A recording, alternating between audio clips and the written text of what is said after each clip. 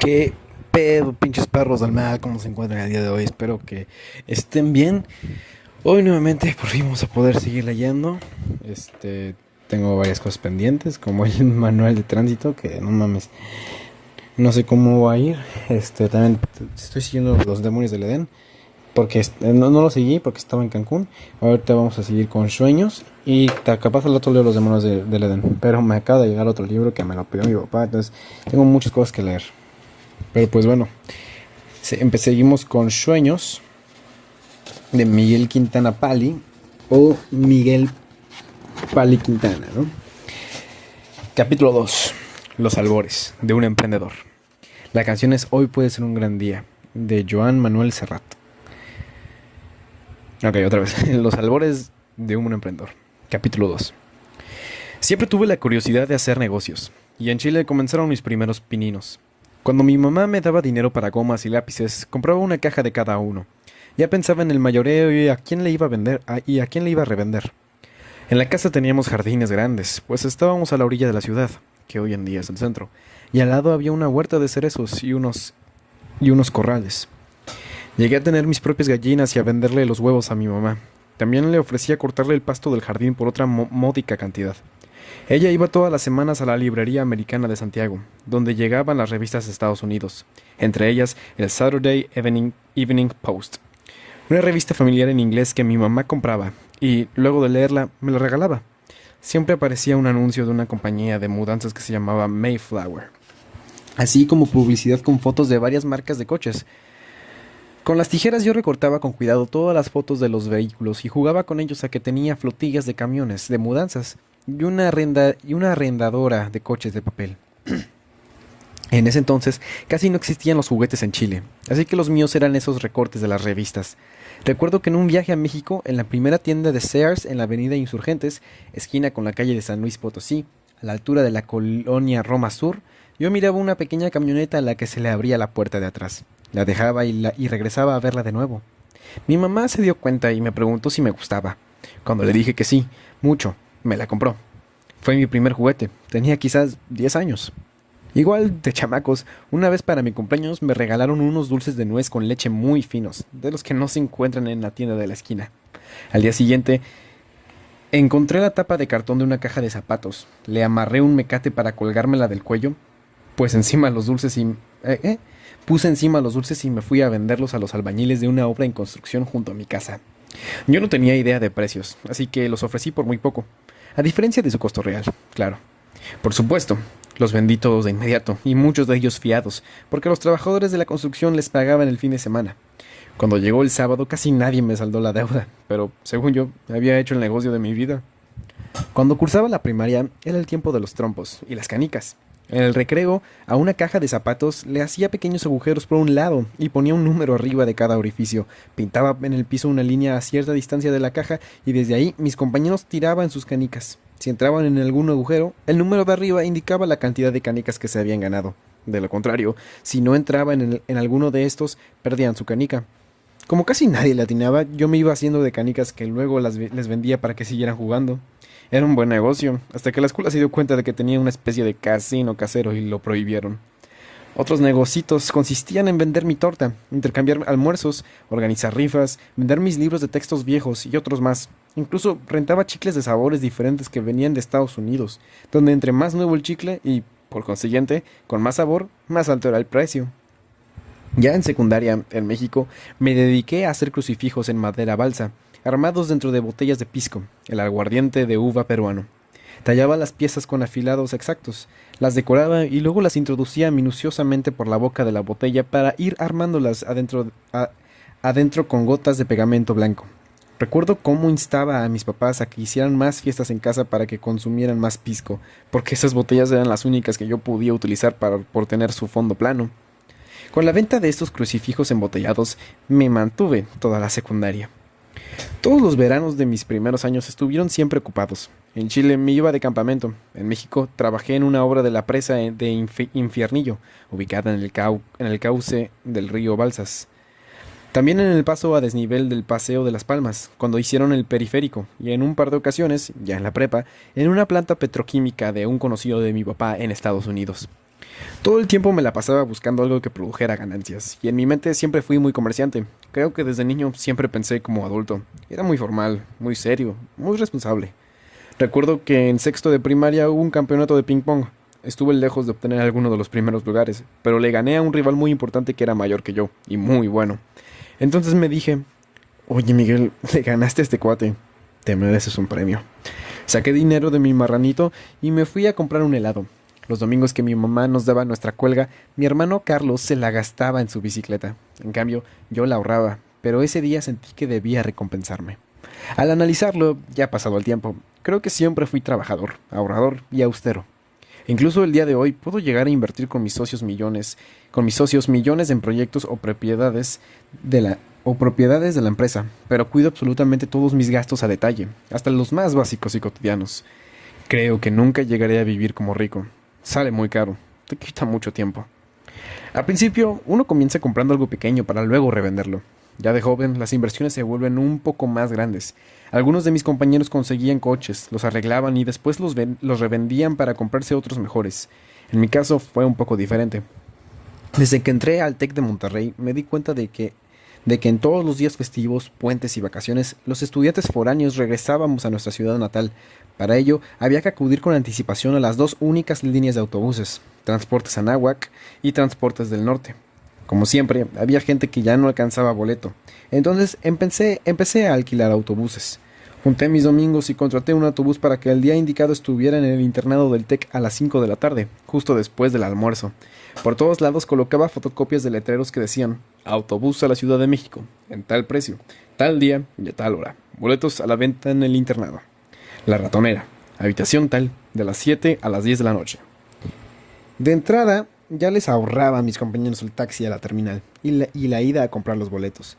Al acercarse la fecha no tenía vendido nada, porque todos lo dejaban para última hora. Al final ya tenía cupo lleno y necesitaba más, así que la segunda vez renté 2 autobuses y luego 3. Había quien me compraba medio boleto porque se iba de pie cuando no alcanzaba asiento o cuando se bajaba en San Luis Potosí, a medio camino a la Ciudad de México. Ahí tenía un buen negocio, que se hizo tan necesario que cuando dejé el TEC se lo heredé a la Asociación de Estudiantes de la Ciudad de México, y fue la principal fuente de ingresos para sus eventos. De vuelta a la capital en 1967, cuando mis padres se fueron a vivir a Chile, adquirí 10 chinchillas, pequeños roedores de fino cabello, 90 pelos por poro. Acarreé cemento, compré tubos y láminas e hice un tejebán en la azotea de casa de mis papás, y luego les hice sus jaulas con láminas de triple A para reproducirlas. Mis papás venían a México cada 6 meses a visitarnos, así que en un principio no se dieron cuenta de mi naciente negocio, pero cada vez que volvían tenía más y más de estos animalitos. Incluso contraté a mi hermana menor, Lupe, para que les diera de comer, las cuidara y les limpiara su jaula. Al llegar a 500 chinchillas, me hice miembro de la Asociación de Criadores de Chinchillas, cuya sede estaba en la Ciudad de México. Este sector está dedicado a producir pieles y enviarlas a Estados Unidos, donde las juntan en lotes homogéneos de diferentes criadores para igualar el color del pelaje, y solo hasta que se lograban vender en subastas le pagaban a cada criador. Yo nunca llegué a vender pieles, en cambio fui a Estados Unidos y me traje chinchillas de nuevos colores, mutaciones, producto de cruzas entre las diferentes razas, pues valía mucho más un ejemplar como semental que una piel. Así que reproducía estos nuevos ejemplares, vendía las camadas como pie de cría, y esto me redituaba mucho más. Para comercializarlos, renté un local en Insurgente Sur 1777 y tomando el número de la calle, lo llamé Diseño 1777. Un amigo proveedor de mobiliario me prestó algunas piezas, así que concebí un negocio que combinaba venta de muebles y chinchillas. No duró mucho la tienda, pero de ahí nació el nombre de mi futura primera tienda en Plaza Satélite. Se repite aquí, ¿ok? En Plaza Satélite. Diseño. Un día, uno de mis habituales clientes me hizo un ofrecimiento por todos mis animales, y como dicen en el pueblo, más vale tianguis tengo que tianguis tuve, así que vendí. Fue mi primera experiencia comercial formal. Para un joven que no tiene ningún gasto y que vivía en casa de sus padres, tenía un ingreso importante. Mis papás nos enseñaron que teníamos que contribuir con una parte de nuestro sueldo a la familia, lo cual para mí era una cantidad fuerte, pero para el gasto de la casa no pintaba. No obstante, mi capacidad de ahorro fue tal que pude juntar para comprarme un bochito como el que tenía mi familia y, con el tiempo, un terreno donde construí mi primera casa. Para mí, el mundo bajo tierra tiene mucho misticismo. Me llama la atención caminar, nadar y volar por un mundo al que comúnmente no se tiene acceso. Hace que se me hunda la panza de emoción. Por ejemplo, mi primera casa de Vista del Valle en la Ciudad de México, la Casa de la Cueva, le decían. El terreno se ubicaba en la punta de un cerro, por lo que para meter la calle tuvieron que cortarle una parte dejando de fachada un cantil de tal manera que el terreno para construir la casa quedó en alto, en la mera loma del cerro. Le hice un túnel de 20 metros de largo labrado en la roca, los primeros 20 de los 30.000 que llevo excavados en los parques y cenotes al día de hoy. Este túnel se iluminaba al final por la luz del vitral de 2.5 por 2.5 metros, ubicado al centro de un techo inclinado de 4 aguas por encima del gran cubo central de las escaleras. Solía caminar por los cerros que estaban detrás de mi casa, en los que brotaban ojos de agua. Para mí es un gran misterio cómo sale esa agua de las entrañas de la tierra, agua limpia, pura, potable. Son milagros de la naturaleza. Después de 10 años de noviazgo, mi primera novia, Eva Paulina Morones López, y yo decidimos casarnos. La ceremonia fue en 1970, en el ex convento de Tepoztlán, entre música de chirimías y teponaxtles. Mis suegros tenían una huerta al pie del Tepozteco, donde se celebró la fiesta. A los pocos días dejé mi chamba en computadoras y sistemas. Este momento fue un parteaguas en mi vida. Abandonaba yo el techo de mi casa de mis padres para casarme y comenzar una nueva familia. Era el inicio del resto de mi vida, y concluí que para ser feliz no podía trabajar para alguien más, que debería hacer lo que más me apasionara, aunque no tuviera en ese momento ni la más remota idea de lo que iba a hacer. Elige un trabajo que te guste y no tendrás que trabajar ni un día de tu vida. Confucio.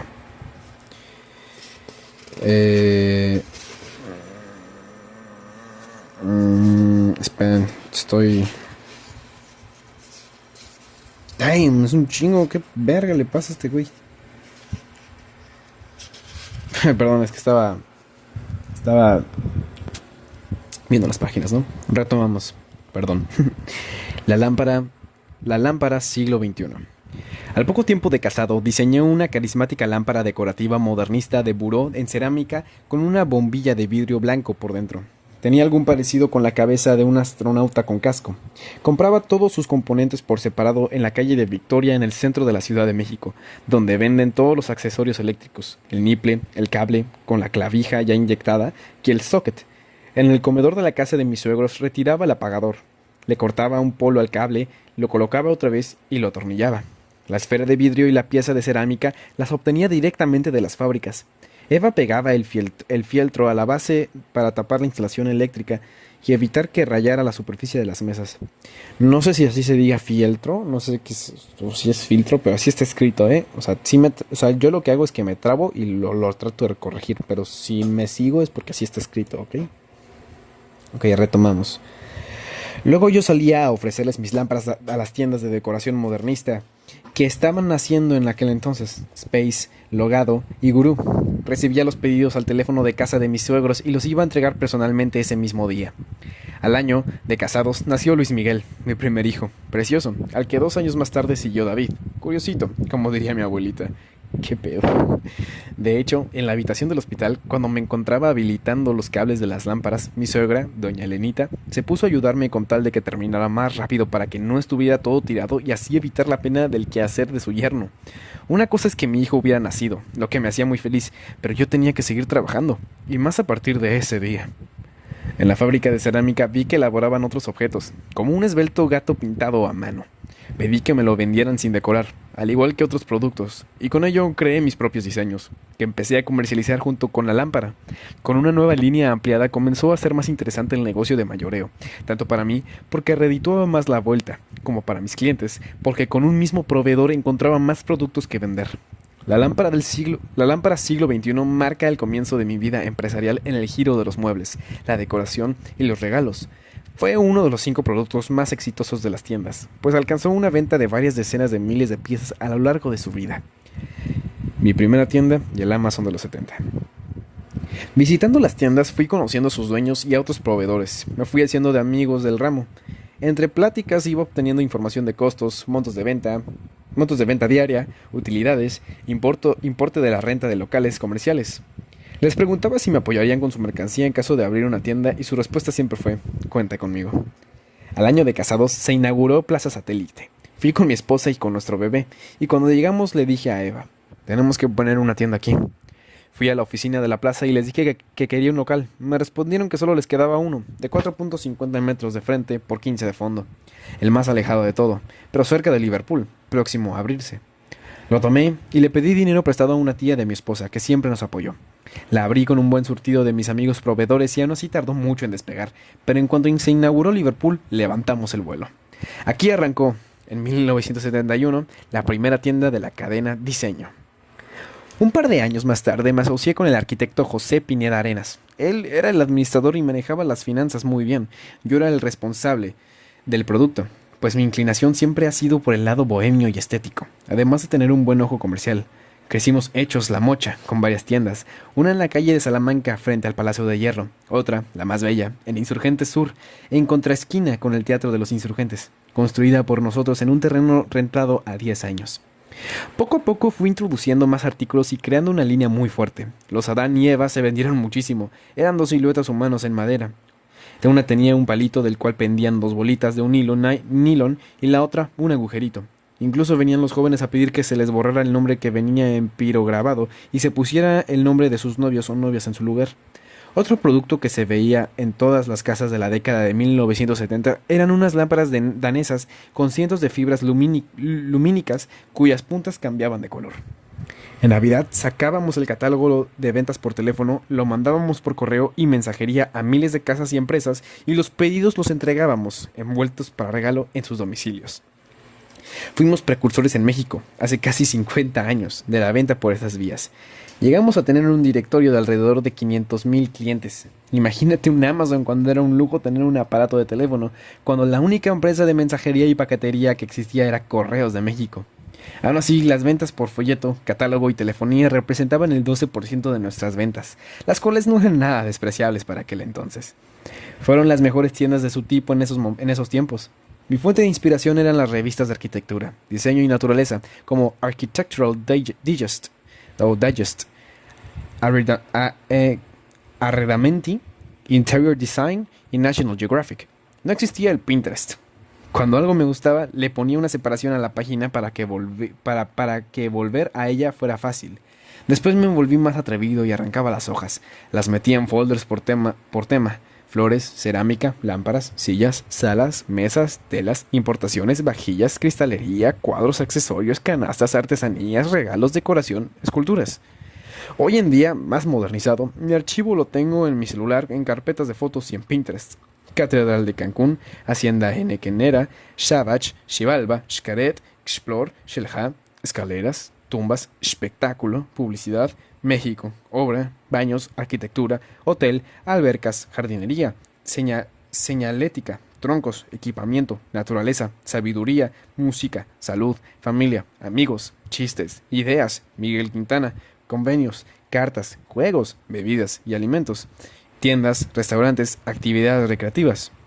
Las utilizo como inspiración y archivo de cotizaciones, documentos, información, cartas y catálogos.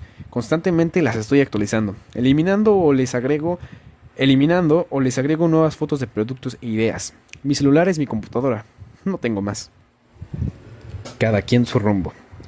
6 años después de habernos asociado en las tiendas, el arquitecto Pineda y yo tuvimos la necesidad de partir el negocio en dos.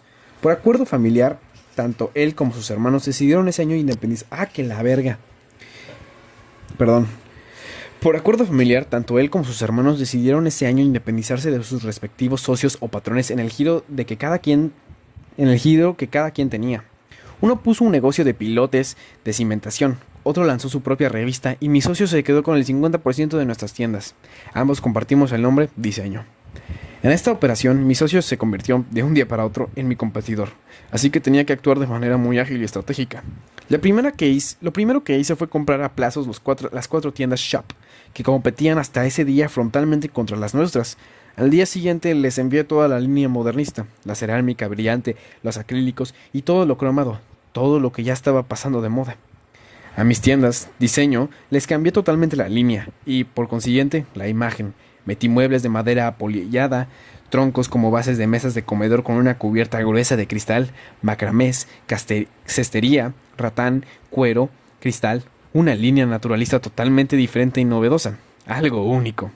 En esas fechas se daba la apertura a las importaciones en México y la primera fracción arancelaria que se abrió fue la de canastas de fibras naturales. Importé todos los modelos que había, de todos los colores y sabores. Me llegaban contenedores enteros de canastas finas de China y del resto del mundo. En este nuevo inicio sudamos la gota gorda, pero nunca tiramos la toalla y pronto cosechamos. Con este cambio radical de línea en las tiendas fue que me dije, estas no se pueden seguir llamando diseño, y de inmediato cambiamos el nombre a Diseño Pali. A los 6 meses vi que ya estaban suficientemente sólidas, entonces les dejé como nombre únicamente el Pali. De esta manera dejé a mis recién adquiridas tiendas Shop compitiendo contra mi ex socio, quien no podía cambiar de línea rápidamente porque él se quedó con todas las bodegas de mayoreo y, por eso mismo, con poca flexibilidad para cambiar de línea en el corto plazo. Recuerdo que la comunicación con el extranjero era vía Telex. Nos llamábamos Palime, Pali por el nombre y Me por el país. Por las noches mandaba los pedidos, a Oriente principalmente, hasta que nació el fax. Cuando viajaba a Hong Kong entre los años 1975 y 1980, me tocaba ver cómo en las cafeterías de los grandes hoteles los empresarios sacaban un auricular de un portafolio que contenía la unidad telefónica con toda la potencia necesaria para que estos primeros celulares funcionaran. ¿Quién se hubiera imaginado que en ese momento estaban haciendo la telefonía celular? ¿Quién se iba a imaginar que iba a llegar a ser lo que es hoy en día? Y, además, medio inteligente. Yo solo puedo decir que el celular cambió mi vida. Me hizo varias veces más eficiente. Me permitió viajar y resolver asuntos a distancia. Notificar con fotos fallos o equivocaciones a corregir de inmediato. Enviar documentos, memos o cartas prácticamente instantáneos. Comunicarme con todos los miembros de un grupo y retroalimentarnos en minutos. Buscar información que necesito, hacer reservaciones, compras y pagos. Es mi videocámara, mi repertorio musical, mi despertador, mi agenda, mi archivo. Es lo que realmente me ha permitido mantener el nuevo ritmo de agilidad y eficiencia que exigen estos tiempos. No hay mal que por bien no venga.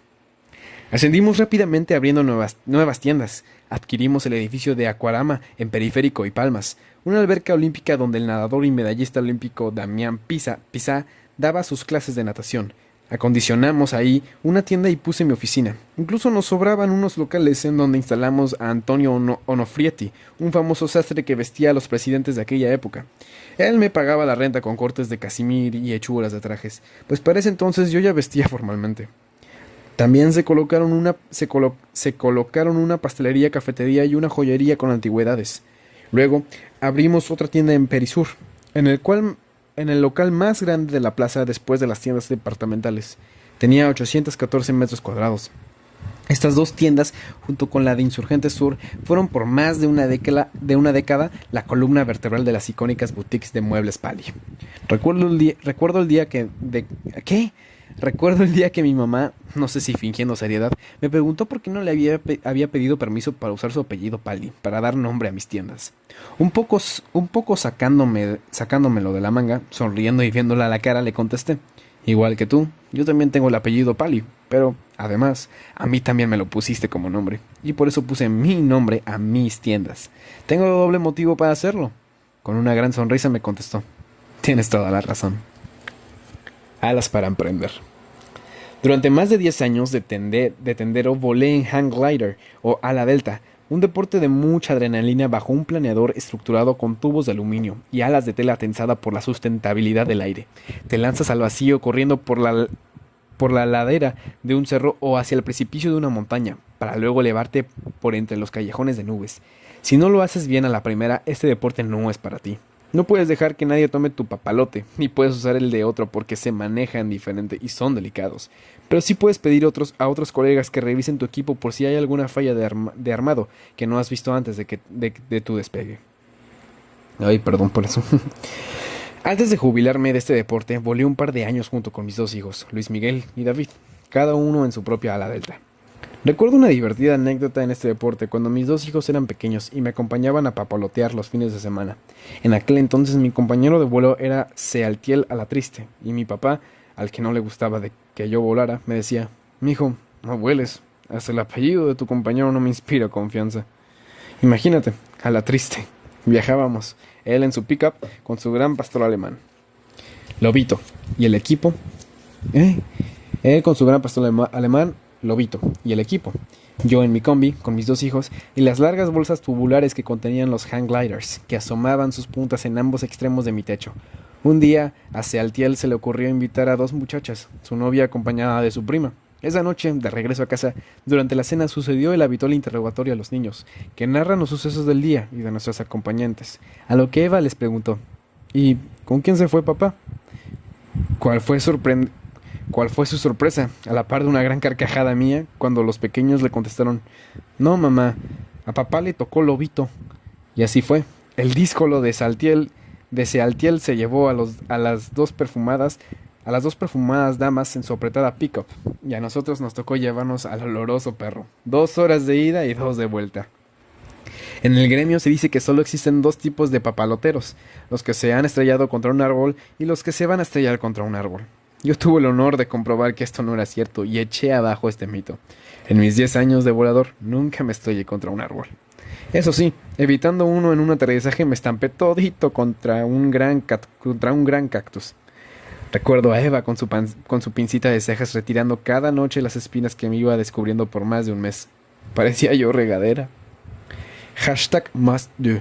Hay que saber calcular el riesgo, medirle el agua a los camotes y avanzar gradualmente. No hay nada que yo conozca más cercano a la libertad que el vuelo libre, pendiendo de tus propias alas a mitad de la inmensidad, del silencio total, más cerca que nunca a Dios. A esas alturas te das cuenta de que no somos nada en este planeta. Somos como una aguja en un inmenso pajar. Cuando me preguntan qué es emprender, me regreso a ese momento en el que estás al borde del precipicio y tienes que saltar para empezar a planear. No hay vuelta atrás. Yo recomiendo aventarse, primero de una altura bajita, y conforme controlas la altura, puedes ir probando otros niveles.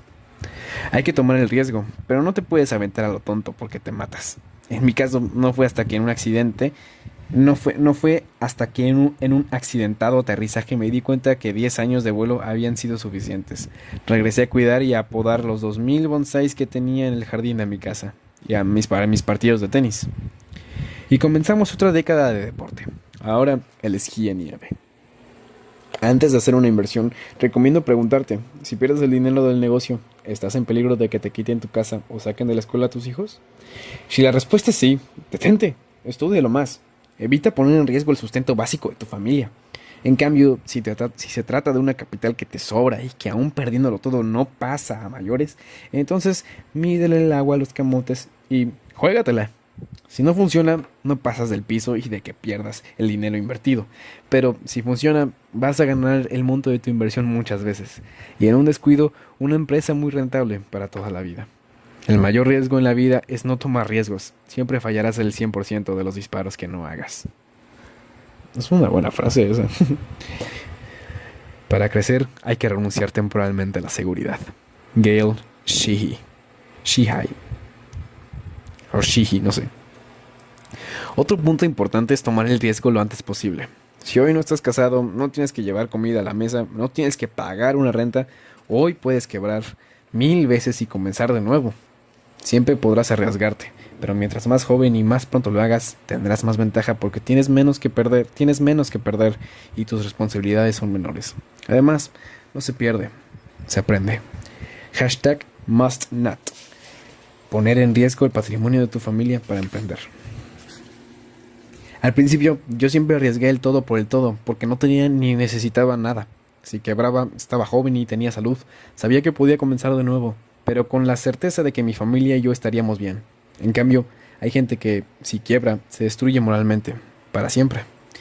Mi papá me contó alguna vez que Lola Olmedo, una gran coleccionista de arte muy famosa en su época, era la dueña de los terrenos de Buenavista, en donde se construyó la estación del ferrocarril en la Ciudad de México. Un político quería quitarle sus tierras jugándole sucio y le aseguró que la dejaría encuerada y en la calle. Un reportero una mañana le preguntó a Lola qué pensaba al respecto y ella respondió: ¿cuál es el problema? Si yo de la calle vengo y encuerada he pasado los mejores momentos de mi vida.